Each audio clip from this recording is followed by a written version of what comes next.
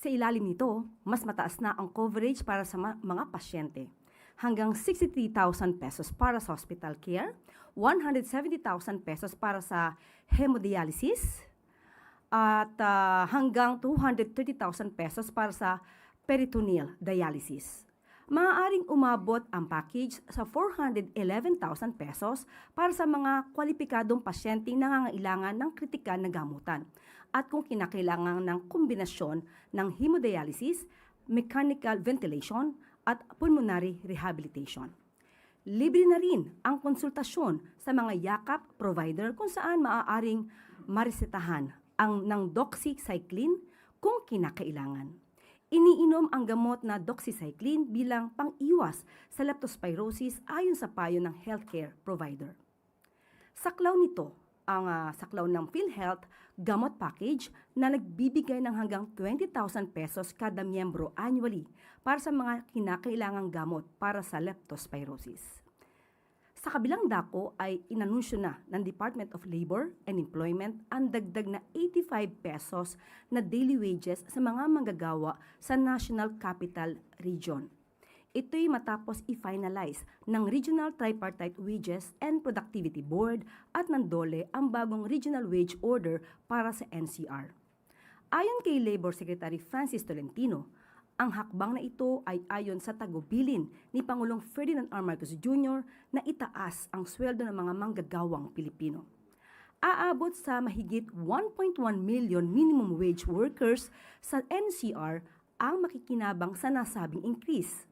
Magiging epektibo ang first phase ng wage increase sa July 19, 2026 sa halagang 60 pesos habang sa January 2027 naman magiging epektibo ang second phase nito na 25 pesos increase. Finance Secretary Frederick Go sinuportahan ang pag-aalis ng bayad para sa digital transactions. Ito'y matapos ang desisyon ng Bank of the Philippine Islands na tanggalin na ang fees para sa InstaPay at PesoNet transfers simula bukas, July 1. Magandang balita ito para sa ating mga kababayan na madalas gumamit ng online transfers dahil mas makakatipid sila sa kanilang mga transactions. Mabilis, madali at ngayon dahil sa hakbang ng BPI, wala nang bayad. Ito ang mga benepisyong dala ng online transfers. Nitong July 1 lang ay inalis ng Land Bank of the Philippines ang convenience fees sa online government payments gamit ang QRPH hanggang December 31, 2026. Bilang Land Bank Chair, pinangunahan ni Secretary Go ang pag-aalis ng convenience fees sa government transactions. Ito'y mula sa kanyang pagsusulong ng mas affordable na digital banking fees. Ang pagsunod ng BPI sa hakbang ng gobyerno na gawing mas accessible ang digital banking ay magandang senyales para sa lahat ng tumatangkilik sa digital banking. At maaari na po ako tumanggap ng inyong mga katanungan. Unang tanong mula kay Maricel Halili, TV5. Magandang hapon po, Yusek. Can you describe what happened earlier? When did the president learn about the rally in EDSA? How did he learn about it? What was his reaction? Was he also surprised? Yung rally kaninang madaling araw ay nabigyan naman agad ng impormasyon ang Pangulo. At ang Pangulo naman ay nirerespeto ang karapatan ng bawat tao. Ang freedom of expression, ang freedom of assembly, at pero hindi kinikilala ng Pangulo ang mga pang-aabuso na may kaakibat dito. Ano pong pang-aabuso yung tinutukoy natin dito, ma'am? Maaari nating masabi kung may pang-aabuso kung nakakaapekto na sila ng ibang tao. Karapatan din naman lahat natin na galangin din ang karapatan ng bawat isa. Ano po yung instruction ni Presidente when he learned about this rally? What did he tell the people in authority? Ganun pa rin, maximum tolerance ang dapat na ipairal at makinig lang kung ano ang kanilang sasabihin, pero kung may lumalabag sa batas ay dapat din ipatupad ang batas. Pero dito po sa Malacanang, May nakita po ba tayo na dahilan para mas maghigpit ng security? Naka-heightened alert po ba yung Presidential Security Command? Nagmo-monitor po ang Pangulo. Nagmo-monitor po sa mga galaw, hindi para lamang sa palasyo, kundi para sa taong bayan na naaapektuhan, na naiipit sa trapiko dulot nitong rally or protesta. Does Malacanang see this as a threat, ma'am? Wala pong nakikitang threat dahil alam naman po ng Pangulo na ang kanyang ginagawa ay para sa taong bayan. So kung meron lang po siguro mga ibang interes o interes ng ibang grupo, interes ng ilang tao, hindi po siya dapat na maging hadlang sa pagpapatupad ng Pangulo at ng administrasyon ito ng batas. Sunod na tanong mula kay Katrina Domingo, ABS-CBN. Good afternoon, Undersecretary. How grave is the impact of the rally in the eyes of Malacanang? Why did the President deem it important to or deem it fit to cancel several events this morning? Dahil nga po, Pangulo ay kailangan mag-monitor. Unang-una, ano ba yung impact? Grabe po ba ang impact ng rally o protesta na ito? Sa paningin po ng administrasyon, magkakaroon po ito ng impact, hindi lang para sa palasyo, kung hindi sa buong mamamayan natin na naapektuhan ng surprise rally na ito. Alam po naman natin na kapag nagrarally at gagamit po kayo ng kalsada ay dapat may permit. At hindi po ito dapat na inililihim para naman po makapaghanda ang gobyerno. So, magkakaroon po ito ng impact sa bawat tao, sa bawat trabahador, sa bawat estudyante, sa bawat pasyente na nakasakay sa ambulansya na dadaan sana sa EDSA. Lahat ng ito, pati tayo rito, ay maaapektuhan. Maaapektuhan tayo dahil sa ipinaglalaban ba nila ang isang karapatan? Karapatan ba ni Senator Marcoleta? Ang karapatan ng isang tao sa isang kaso ay binibigay naman po. Nandiyan naman po ang paggalang sa right to due process. So, ang mga nagrarally ay may sariling agenda. Mas na naisin siguro talaga nila na ito'y maramdaman ng mga taong hindi naman sangkot sa kanilang pagpaprotesta. Nagkakaroon lamang tayo ng mga collateral damage. Naapektuhan yung hindi naapektuhan, pero ito po ay makakaapektong malaki sa ekonomiya, sa bawat negosyo, sa bawat tao na kailangan pumasok sa kanilang eskwelahan, sa kanilang trabaho, o pumunta ng mabilisan sa ospital.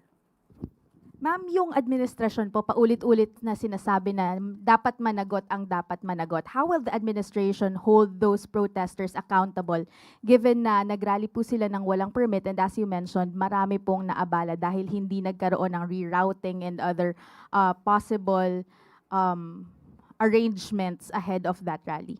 Ang pakiusap lang po natin sana kung magkakaroon ng mga pagpoprotesta o gathering ay makipag-coordinate naman sa gobyerno dahil hindi naman ang gobyerno ay nagko-control or hindi nagpapahinto, hindi kayo pinipigilan sa anumang kilos na ginagawa nyo, provided that your action should be in accordance with the law. So kung meron po tayo makikita ngayon na violation ng anumang batas, ito po ay iimbestigahan at kung kailangan na managot at kitang-kita naman siguro kung meron paglabag sa batas, ay kailangan din po managot. Will the administration cower before these protesters who are calling for transparency ahead of the reported arrest of INC member and Senator Rodante Marcoleta? Hindi po natin po kasi alam kung ano ba yung purpose ngayon ng protesta. Although nadinig natin ang kanilang panawagan na ito ay patungkol sa, nakakuha po tayo ng kanilang statement. Pagpapatupad ng batas, transparency, may selective justice. So doon muna tayo sa pagpapatupad ng batas. Kung tayo po ay humihiling na ipatupad natin ang batas, hindi po ba dapat tayo din ay tumutupad sa batas? Tayo din ay sumusunod sa batas. So paano po ba natin maisisigaw na dapat kayong tumupad sa batas kung tayo mismo nagrarally ay hindi tumutupad sa batas? Sunod na tanong mula kay Tristan Nodalo, Newswatch Plus. INC ka rin. Okay. Yusek, follow-up lang din po muna po doon sa rally, no? Well, sabi niyo nga po nire-respect yung karapatan nilang magprotesta, but is there a directive from the President na kung hindi pa rin po sila aalis over a given time, ay kailangan na silang i-disperse? Because there are also reports or information that we're getting na pwede pong tumagal ng 1 linggo yung ganitong klaseng mga aktibidad. How prepared is the government or Malacanang to deal with such activities? Ang gobyerno naman po ay laging handa.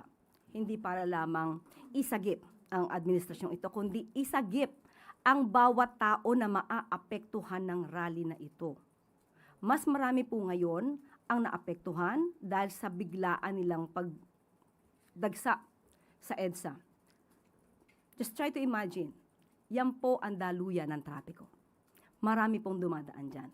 May mga tao na, kumbaga, emergency ang dahilan kung ba't dumadaan dyan. Pero naapektuhan dahil dito sa rally na ito, na ang isa nga sa nadinig natin ay tutol sila sa pag-iimbestiga kaugnay sa kasong di umanong sangkot si Senator Marcoleta. So, hindi natin matatawaran ang kanilang dahilan, pero baka hindi maintindihan ng karamihan sa atin na mas naaapektuhan sila dahil sa pagpoprotekta sa isang tao.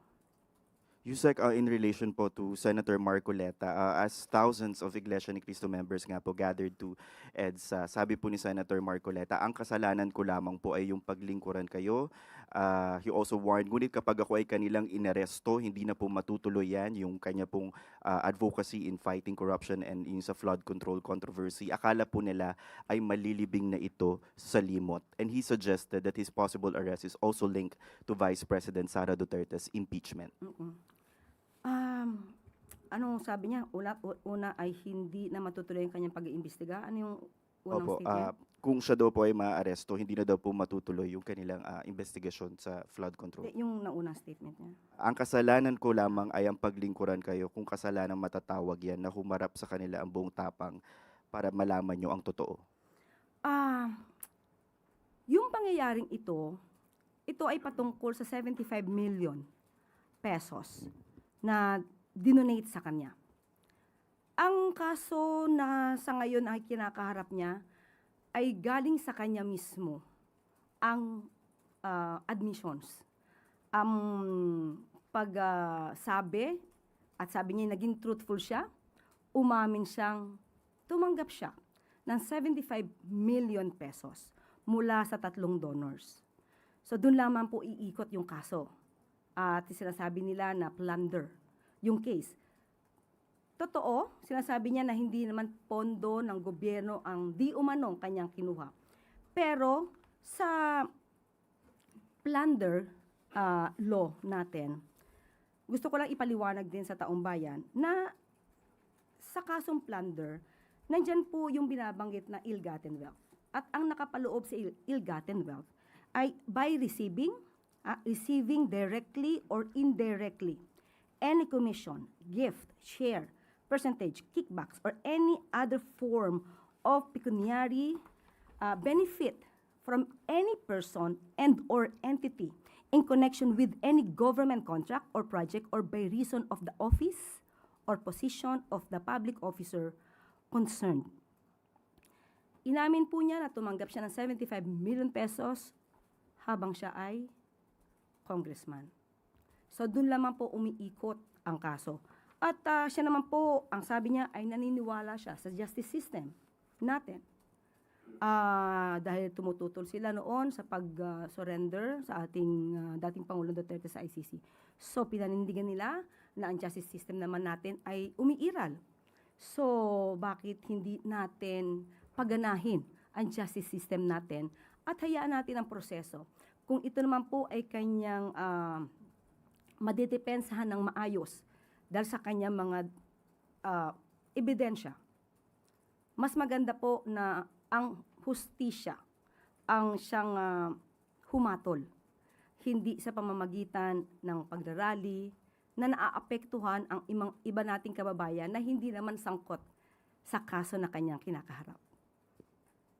In relation po din, si Vice President Sara Duterte naglabas din po ng statement accusing the Marcos administration of being defined by poor governance and of weaponizing the justice system by filing cases against imprisoning individuals who dare to speak out against alleged corruption. Sabi po niya sa kanyang statement, this administration has been defined by poor governance and its failure to acknowledge and address the country's real problems. Nag-ugat ang mga usaping ito dahil sa pagpapatupad ng Pangulo ng batas, sa mabilisang pagpapanagot sa mga taong sangkot. Kahapon, tinanong tayo, ang sabi natin kay Ivy, wala pang 1 taon, pero marami nang nakasuhan, marami nang naipakulong, ang isa nga po ay kaalyado pa ni dating Pangulong Duterte. I am referring to Senator Bong Revilla. Walang sinisino, walang kulay. Wala pang 1 taon. Pero naiinip ang karamihan. Pero hindi sila nainip sa 6 na taon ni dating Pangulong Duterte na walang halos nagawang pag-iimbestiga. Ganito na po. Isang halimbawa, 2018, nandyan na rin po si Senator Marcoleta. Kanila po na kino-question, kini-criticize ang mga flood control projects noon na naging ghost projects. 2018 pa po ito, nandiyan na rin po si Senator Marcoleta, pero wala tayong masyado na dinig kung meron mga pag-iimbestiga na isinagawa, kahalintulad ng ipinagawa ni Pangulong Marcos Jr. ngayon. So, sasabihin ba natin good governance? Definitely, absolutely, with regard to the administration of President Ferdinand R. Marcos Jr., we have this good governance. Ang itanong po natin ay kung ano ang nangyari sa nakaraan. Ba't di natin hanapin yung sinasabi ni dating Pangulong Duterte na ghost projects as early as 2020? Saan na rin po ba yung mga ghost projects at mga maanumalyang flood control projects na binabanggit ni dating Congressman Andaya? Bakit hindi rin natin ito hanapin? Hindi maaaring magturo basta ang Vice Presidente dahil ngayon lang po nagpaimbestiga ng ganito ang Pangulong Marcos Jr. Yung mga nakaraan na nagkaroon ng pang-aabuso sa pondo, maybe through build, nag-crossover pa sa panahon ni Pangulong Marcos Jr. Kaya nga po, nung napansin, nakita, nagpa-imbestiga. Sunod na tanong mula kay Ivan Mayrina, GMA News. I-reiterate ko lang yung tanong ni Tristan Yusek because I think it wasn't answered. You repeatedly said na marami ho ang naapektuhan dito sa rally na ito. Collateral damage. You used the word collateral damage. Ang tanong ko ho ay at what point will government exercise its power and duty to restore law and order and allow people to go about their daily lives? Sa ngayon po ay mayroon naman pong iniutos ang Pangulo. Maaari ko po bang basahin kung ano ang binigay na order ng Pangulo sa PNP? Unahin ko na po ang PNP. The Secretary of the Interior and Local Government and the Chief of the Philippine National Police are presently at the PNP Command Center, closely monitoring the situation on the ground. The Chief PNP has directed all concerned units to exercise maximum tolerance at all times and to work toward the swift restoration of normalcy in the affected areas. The PNP remains fully deployed and on full alert, ensuring that the safety and security of all parties, the rallies, the public, and our own personnel are protected at all times. Yan po ang mensaheng ipinaabot ng PNP. Sa ngayon po, hindi ko po maibibigay categorically kung ano pa ang dapat gawin at magiging aksyon ng ating mga otoridad. So, ibibigay ko na lamang po sa inyo kapag meron po tayong panibagong update. Next question, ma'am. May decision na ho ba kung tutuloy ang Pangulo sa kanyang official visit to Canada tomorrow? Wala pa po tayong update sa ngayon at mas maganda po, nakausap naman po natin ang DFA na Si Secretary Tess Lazaro po ang makakapagbigay ng sagot patungkol po dyan. Okay, sunod na tanong mula kay Ace Romero, Philippine Star. Yusek, the Iglesia ni Cristo has criticized what it described as selective justice under this administration, and I quote, "We want them to know that selective justice is an injustice and we will not remain silent in the face of this grave assault on the justice that our people deserve." Do you share the view or do you agree that there's selective justice under this administration? Sa ngayon ay wala pong selective justice na namamayani sa administrasyon ni Pangulong Marcos Jr. Kaya nga po kahit na kaibigan, kaalyado, na una pa po na nakulong, na-detain, at ngayon ay humaharap sa kaso na plunder at graft case. Doon pa lamang po ipapakita na totoo ang sinabi ng Pangulo. Kahit anong kulay nyo, kamag-anak, kaibigan, kapag kayo po ay may ebidensya, at may ebidensyang laban sa inyo, sa korte nyo na lamang po ito ipaliwanag or depensahan. At kung kayo po ay makakapagdepensa ng sarili, yun naman po ang masasabi rin nating justice. So, masasabi po siguro nating selective justice kung gagamit ng impluensya, karahasan, pananakot, para lang hindi makasuhan ang isang kaalyado. Yun po ang selective justice. Okay, the INC also expressed support for Senator Marcoleta, and they said, what we find puzzling is why the very person who has been pushing to expose those allegedly involved in this massive theft, referring to the flood control, from the Filipino people, is now the one being charged and imprisoned instead of those he exposed. What do you say to those statements? Because the group seems to link the case with the Flood control. expose. Okay. First of all, it was Senator Marcoleta who admitted everything about the 75 million pesos that he received from the 3 donors. Walang nagbigay sa kanya ng utos na i-explain mo to. Nagkataon lang po na yung kanyang SALN at SOSE ay hindi nagtugma at yung mga taga-media ay kinall out bakit mas malaki ang SOSE yung kanyang campaign expenses or election expenses as compared sa kanyang SALN. And there, he admitted in his own program how he received the 75 million pesos from persons who did not want to be identified. Sa kanya po nanggaling ito. Hindi po siya pinipili. Nagkataon po na yung ebidensya ay siya mismo ang nag-reveal. Kung patungkol po na dahil hindi niya na maipapalabas ang katotohanan tungkol sa flood control mess, hindi po siya nag-iisa. Dahil ang administrasyon na ito ay gusto po ring malaman ang lahat ng katotohanan at gusto mapanagot ang lahat ng sangkot. Kung sasabihin niya po na siya lang ang daan para mapatunayan ang mga pangyayari, hindi po siya nag-iisa. Marami pa po. Kahit po kayong mga taga-media, pag nandiyan po yung mga resource persons, kahit wala pong Senado, kahit walang Senate hearing, makukuha niyo po ang katotohanan basta totoo ang kanilang sasabihin. At kailangan na kayo ang magtanong dahil ang mga tanong nyo ay walang kulay at hindi spoon feeding. Okay, sunod na tanong mula kay Ann Soberano, Bombo Radyo. Good afternoon, Yusek. Sa nangyaring surprise rally po kanina, sa tingin niyo po ba nagkaroon ng intelligence lapses, Yusek? Hindi ko po masasagot kung nagkaroon ng intelligence lapses dahil madaling araw po ay nalaman na po namin.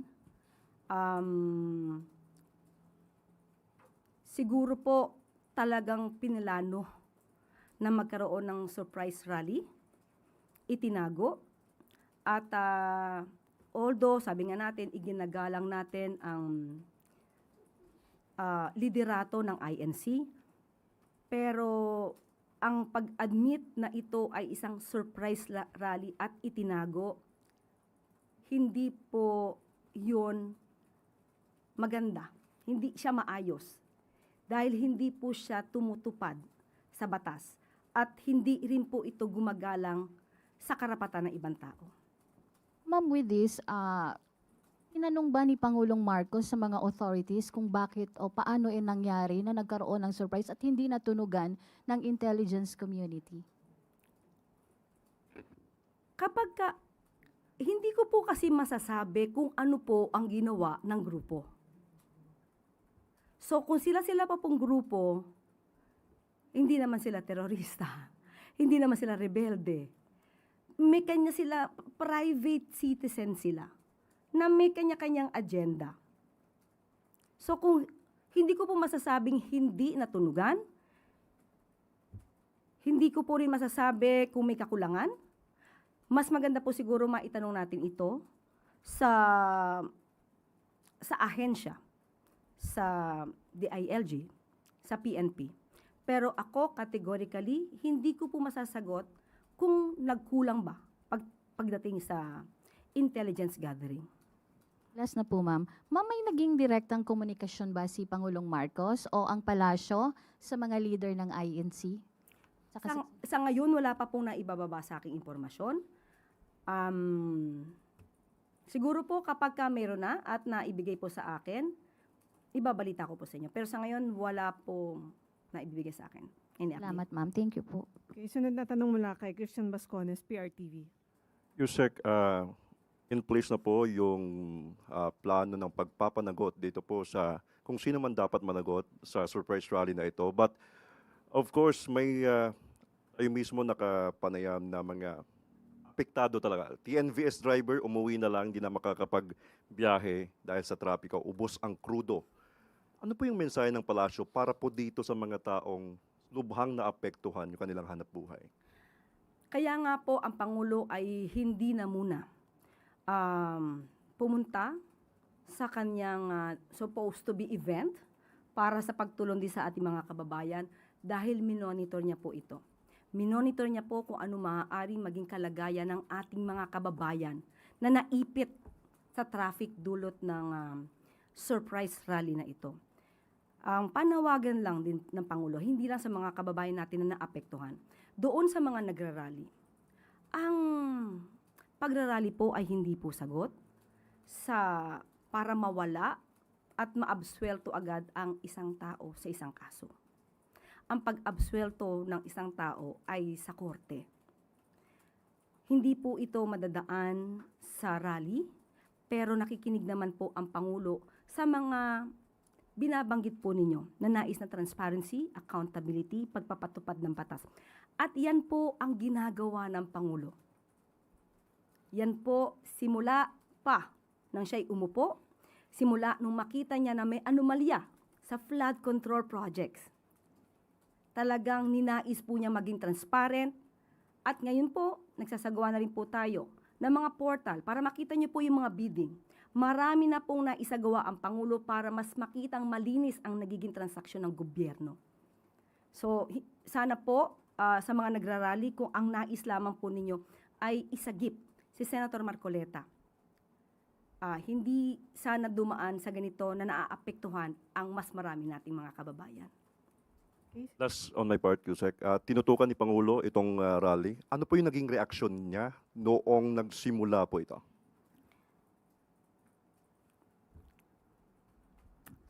In a way, nagtataka siya. Nagtataka siya na dahil masasampahan ng kaso si Senator Marcoleta or na nasasangkot sa isang kaso sa Senator Marcoleta, ay kailangan ng maglunsad ng ganitong kalaking rally ang mga kapatiran, ang ating iginagalang na mga kapatiran sa INC. But still, ang Pangulo po ay nakikinig, iginagalang sila. Ang tangi lamang niyang hiling ay igalang natin lahat yung mga naaapektuhan na dapat ay hindi naaapektuhan. Sunod na tanong mula kay Clisel Pardilla, PTV. Good afternoon po, Yusek. Yusek, House Deputy Minority Leader Antonio Tino urged Ombudsman to disclose the signed agreement for the cooperation of former DPWH Secretary Bonoan as a state witness in the flood control scam. Ganito rin po ba yung view ng Palace na dapat po i-disclose yung agreement? Hindi po tayo makikialam kung ano po ang magiging polisiya ng ombudsman dahil alam naman po natin to ay isang independent body at hindi tayo manghihimasok kung ano po ang proseso na gagawin ng ombudsman provided na ito naman po ay hindi labag sa batas.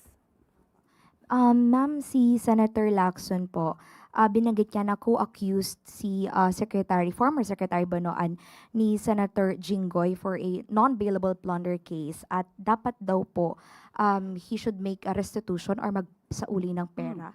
Yun din po ba yung tingin niyo dapat magsauli? Again, hindi po tayo makikialam kung ano po ang panuntunan ng Office of the Ombudsman patungkol dito. Pero before ay nadinig na rin natin ang panukala or proposal nung panahon na siya ay Secretary of Department of Justice at kinakailangan ng restitution. So, again, hindi natin alam kung ano magiging policy ng Office of the Ombudsman. Baka pareho na rin nung kanyang pananaw nung siya ay Secretary of Justice.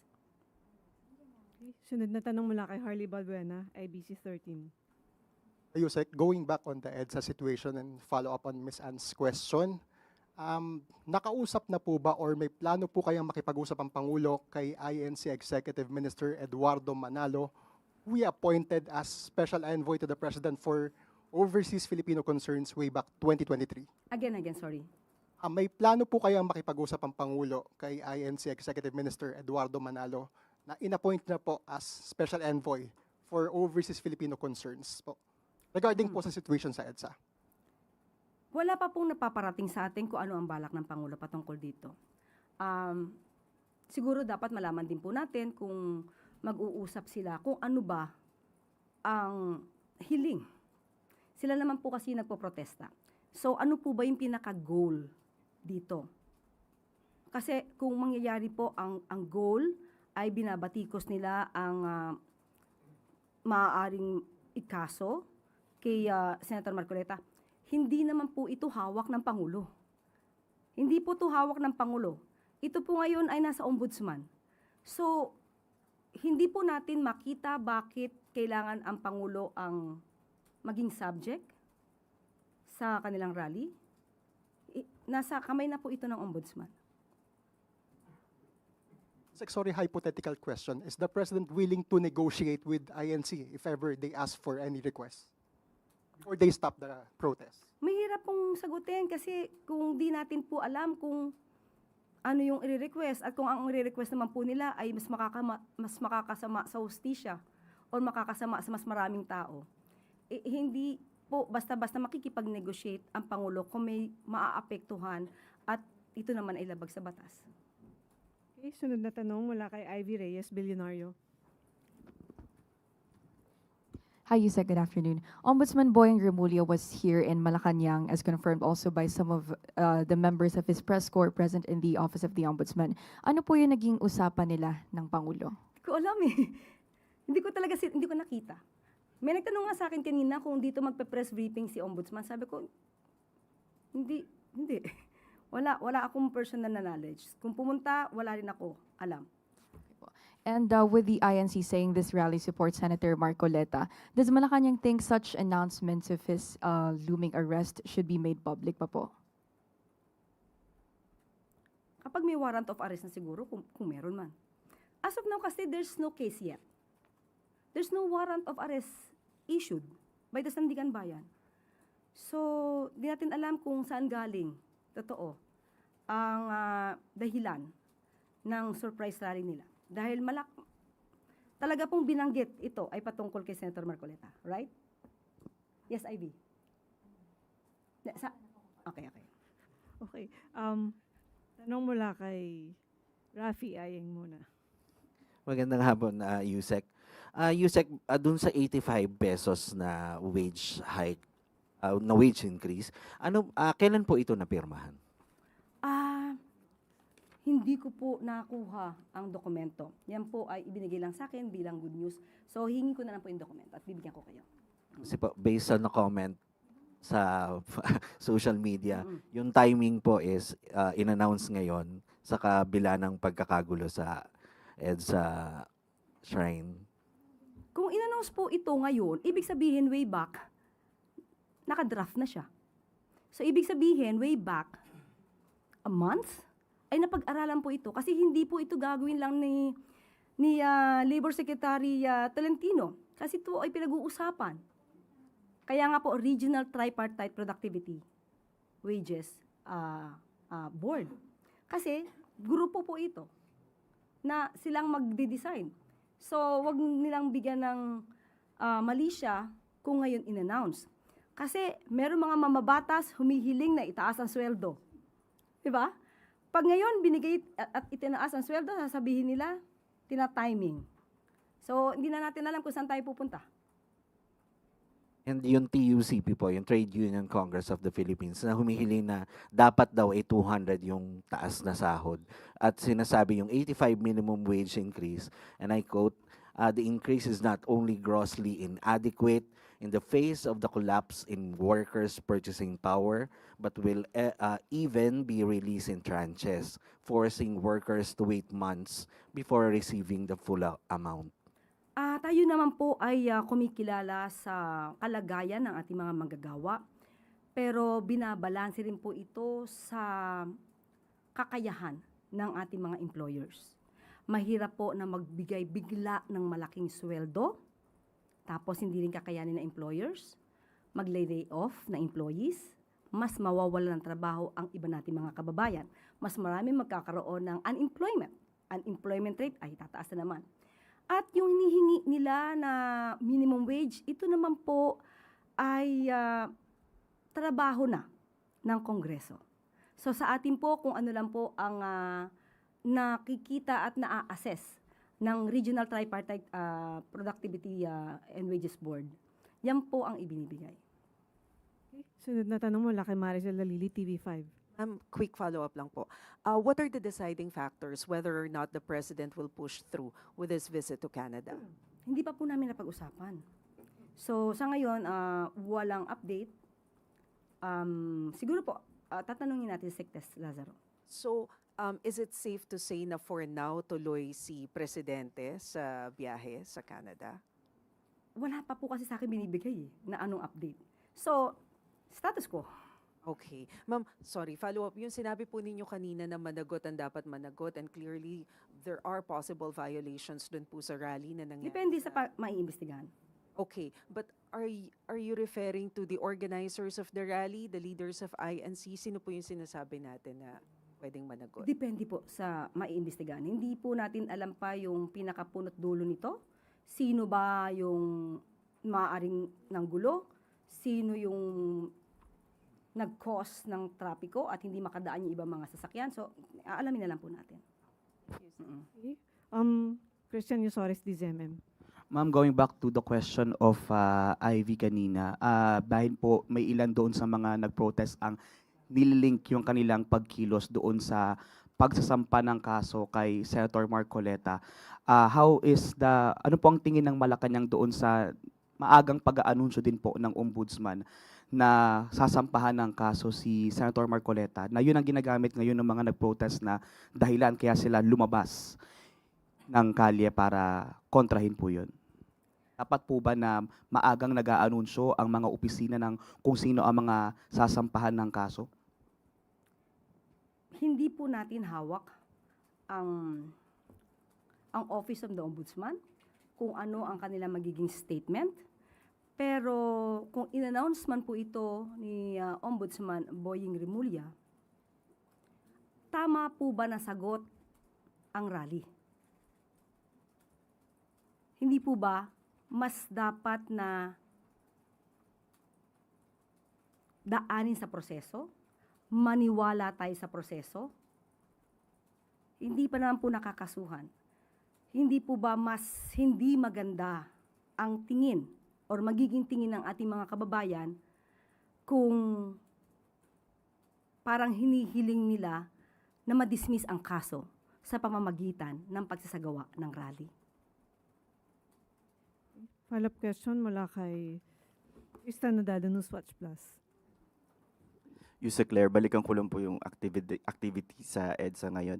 Does the protest today place President Marcos in a politically complicated situation since the INC endorsed his candidacy in 2022? And if hindi naman po ito nagpa-factor in, may personal message po ba si Pangulo sa mga umattend ngayon ng protesta?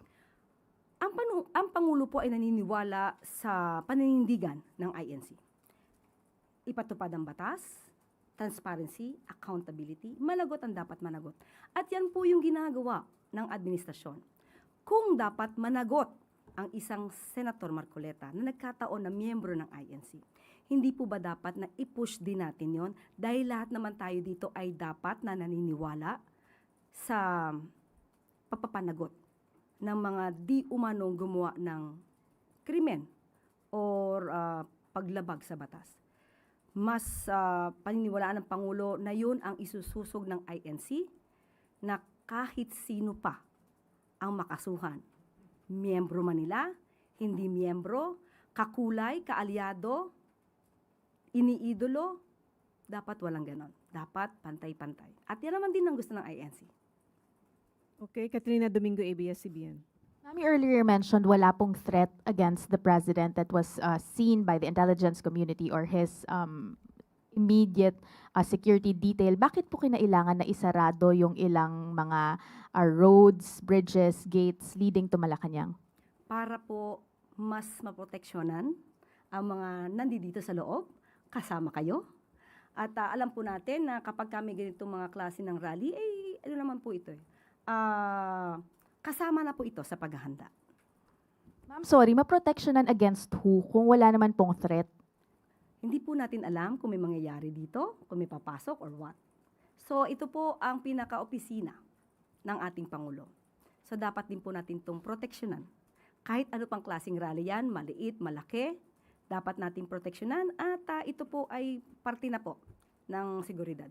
I understand na repeatedly you have mentioned na the president understands what the rallyists are calling for. Pero hanggang kailan po mag-exercise ng caution ng administrasyon and when do you draw the line kung kailan naman po ito magfa-flex ng muscle? Or is it a wait-and-see mode kung kailan sila mapapagod na until mag-disperse sila doon? Hindi ko po masasabi dahil yan po ay parte ng operasyon.